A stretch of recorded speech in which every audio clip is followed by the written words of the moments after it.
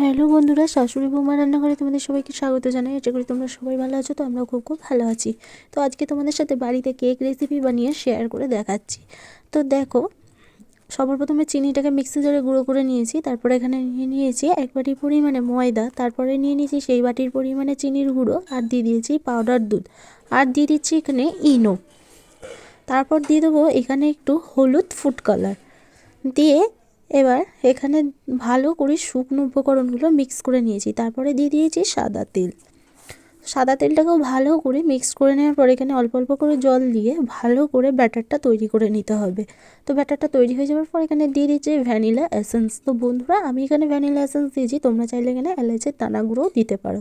তো ভ্যানিলা এসেন্সটাকে ভালো করে মিক্স করে নেওয়ার পর এখানে দিয়ে দিচ্ছি মুরব্বা, খেজুর, আমন্ড বাদাম, কাজু বাদাম, টুটি ফুটি সব কিছু দিয়ে ভালো করে মিক্স করে নেওয়ার পর একটা বাটির গায়ে বাটার লাগিয়ে দিয়েছি।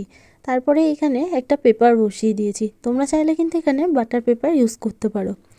তো আমার কাছে ছিল না, তাই আমি বাটার লাগিয়ে এমনি পেপারই লাগিয়েছি। তারপর ব্যাটারটা ঢেলে তারপর দিয়ে দিয়েছি চেরি, কাজু, আমন্ড, তারপর টুটি ফুটি, কাজু, মোরব্বা সব কিছু দিয়ে ভালো করে ডেকোরেশন করে দিয়েছি।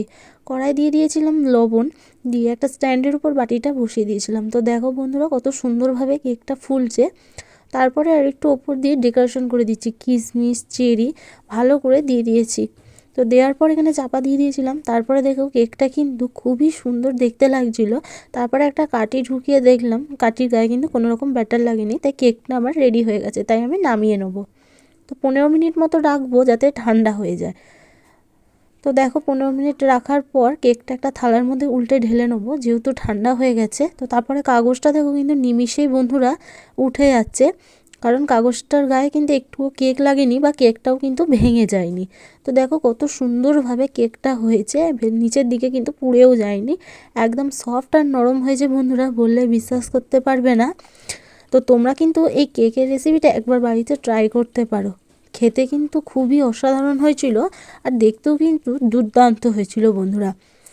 তো তোমরা কিন্তু তোমাদের বাড়ির বাচ্চাদের বলো, বড়রা তোমাদের জন্মদিনে বা বড়দের অ্যানিভার্সারিতেও তোমরা কিন্তু এরকম কেক বাড়িতে বানিয়ে সেটা কিন্তু কাটতে পারো। তো দেখো খুব সুন্দর দেখতে লাগছিলো বন্ধুরা। কেকের ভেতরটা দেখো একদম দোকানের মতো, কোনো রকম ডিম ছাড়াই। তো দেখতে পাচ্ছ কত স্পঞ্জ আর নরম হয়েছে, একদম তুলতুলে হয়েছিল।